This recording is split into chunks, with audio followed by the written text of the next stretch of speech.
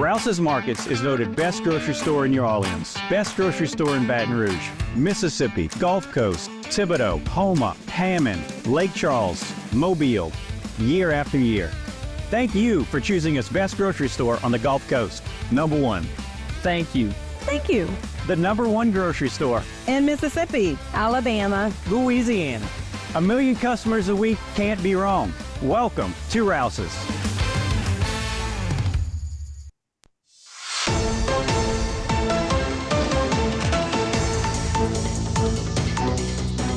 Hello, and welcome back to this edition of Bayou Time. Again, your host, Keith Weissite, licensed clinical social worker with Terrebonne Home Care. Very glad you're joining us. However you may be joining us, we appreciate it. And speaking of appreciation, we very much appreciate our delegates as they come to us from Baton Rouge.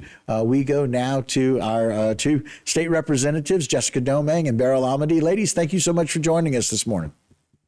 Thank you so much for having us today. Good morning. We appreciate it. You guys are in this special session right now talking about tax reform. Give us a little bit of the updates about some of the information that you guys have and some of the battles that we're hearing there. Okay, great. Do you want to go first, Beryl? Sure. I'd like to show you the bills. See this binder? You told me it was awfully thick, Beryl. You were right. Yes. So the governor started off by having a package of about 10 bills that we were able to see early drafts of before we got into session. And those drafts have been polished up and they've been published online now, and we're already moving. Some of those bills are being heard this morning in committee for the first time. And so more bills have been added. We're up to 27 as of last night. And so I won't be able to fit them all in a binder. I'm going to have to get a second binder or just deal with them online. Right. And so it's really interesting as we kind of start with 10 soon becomes 27. That's kind of what happens in these special sessions, right? Where we get this information and now all of a sudden another bill and another bill. Well, and the other thing that happens as well is the way a bill starts in the House. It's going to look very, very different when it goes to the Senate. And then when it comes back to us, it will be completely different again. But that's the beauty of the legislative process, is we kind of ping pong back and forth between the two houses so that we can get a really, really good package for the people of Louisiana. Okay. Anything in particular that's been standing out? For example, I know I got a chance to sit down with both of you and talk about some of these bills that we were talking about. Anything that's kind of standing out or that some people that, and your delegates, or maybe Terrebonne Parish, that were really interesting or concerned about? So I think the biggest thing that we are getting a lot of calls on or a lot of concern is the inventory tax piece, because it affects the ad valorem taxes that our recreation districts, our fire districts, even the levy district ends up collecting. And it's a significant loss for Terrebonne Parish as far as that ad valorem tax piece. So the ultimate idea of the inventory tax is to eliminate inventory tax so that Louisiana becomes more competitive, so that businesses come in and look at Louisiana as a place that they want to invest and grow.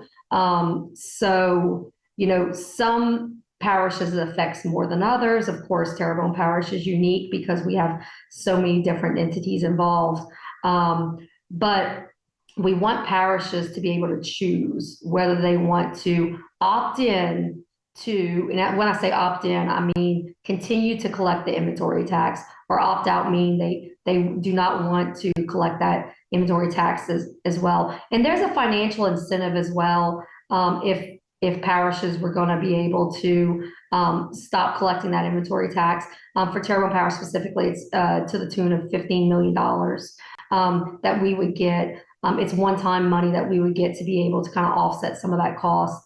And it really kind of makes the parishes more competitive amongst themselves too, because a business, say Amazon, they may come into Louisiana and say, well, I want to invest in Terrebonne. Well, Terrebonne still has the inventory tax piece. So say, well, maybe we don't want to look at Terrebonne. Maybe we want to look at, Assumption or one of these other parishes that don't collect it. So it kind of drives competition between the parishes. So, of course, we're looking at it as a holistic approach because we want to look at the whole state. We represent Terrebonne, but we also make votes that affect the whole state. So whatever we decide as far as that inventory tax piece, it will go to the council. So the council will then decide do they want to continue to collect the inventory tax, or do they not want to collect the inventory tax? So ultimately, it will be every single governing body's decision, as well as will go to the council, the sheriff, and the school board. So they would all have to make that decision. So it's not necessarily Beryl and I saying we want to eliminate inventory tax for Terrebonne Parish. Beryl and I want to give our local government the option to choose whether they want to continue or not, if that makes sense. No, that makes perfect sense. Beryl, go ahead. As I represent several parishes, it's not for me to say, let's do something that makes the parishes compete with one another. The whole purpose of moving the inventory tax bill is to make it, as Rep. Domingue said, a local option. Each parish will have to decide for themselves what's most beneficial. And so it's not just a matter of saying, okay, if this police jury or this parish council decides we're going to do away with the inventory tax and we're going to take the little incentive that the state's offering, either by doing away with it all at once, you get a large incentive, or by phasing it out over 5 years, you get a smaller incentive.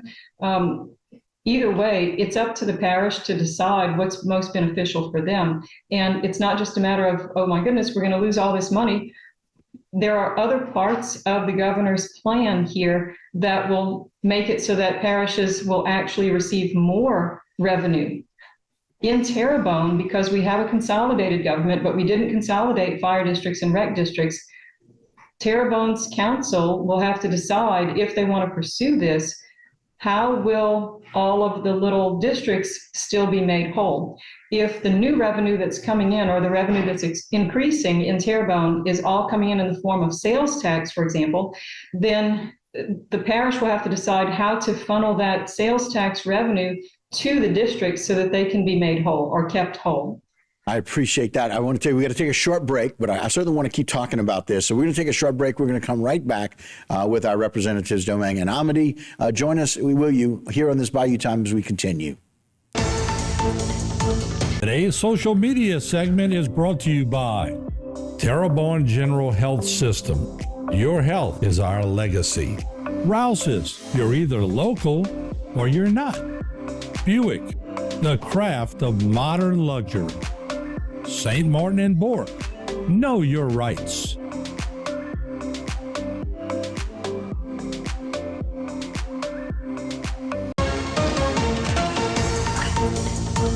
Hello and welcome back to this edition of Bayou Time. Again, your host, Keith Whiteside. I am glad you're joining us, but I'm also very glad to have with us our two state representatives, District 52 and 53, Jessica Domingue and Beryl Amity. Thank you so much for joining us, ladies. Thank you so much. Hi, that was 51, but okay. Sorry about that. 51, that's right. I appreciate that. And as we were talking a little bit about you guys really wanting to make the best decisions that you can, looking at the big picture, but also making sure that we have our government entities here to be able to decide what's best. Y'all are also looking at what's going to be best for us individuals and personally. Let's talk a little bit about some of the personal advantages that some of this very transparent reform is going to look like. Yeah, this is once again, it's the package of a whole. Rep. Amity had mentioned we have over 20 bills to look at. So each piece is very, very important. But as a whole, this is going to be the biggest tax reform and biggest package that the state of Louisiana has seen since 1974. So, this is a really, really big deal for the people of Louisiana. And as far as, business and business growth, we are basically going to go from the bottom to the top. Rep. Amity, what did they say the stats were? We're going to go from like 50th to like number 8 or something. So we're around 40. I think the Tax Foundation ranks us around 47th. And with this package, we could rise up to be ranked around 8th. So it's a huge change.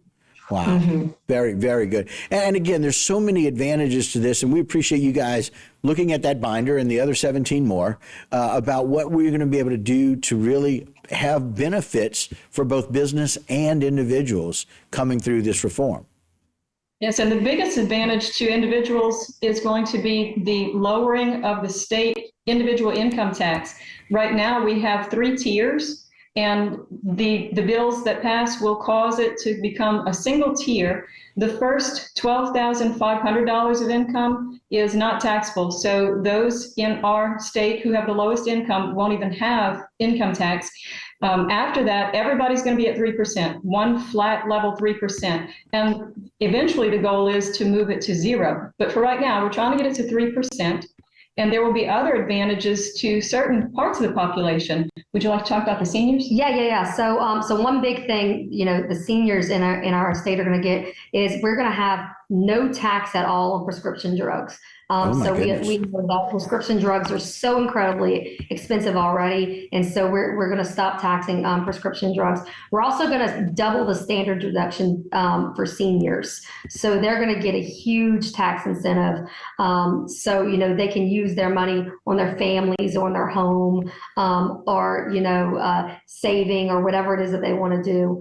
So that's specifically for seniors. So and another kind of exciting thing as well is we're going to have a permanent pay raise for the teachers in this state. We had done a stipend last year. It was a one-time stipend, and they had several one-time stipends over the years, but this will be a permanent raise for the teachers as well. And so just baking all those things in. And it'll also be a savings for the school districts, because the way that it's going to work out, the state is going to cover the cost of, I think it's a lot of the retirement debt that the school districts, the portion the school districts have to pay right now, which will free up money to each school district, and they will be able to use that for the teacher pay raise. And it's not only the teachers, it's also the other staff at schools. So as has become so common, it would be about a $2,000 pay raise for the teachers and $1,000 for support staff. And so things are looking good for teacher pay. And so again, as we try to trim out this, the $700 million deficit, this budget hole that we're looking at, we're still finding ways to be able to give monies to and tax breaks to people that need it. Our seniors, I love the idea to give them, twice as much in there, what we can give them back, and be able to kind of not tax these prescription drugs.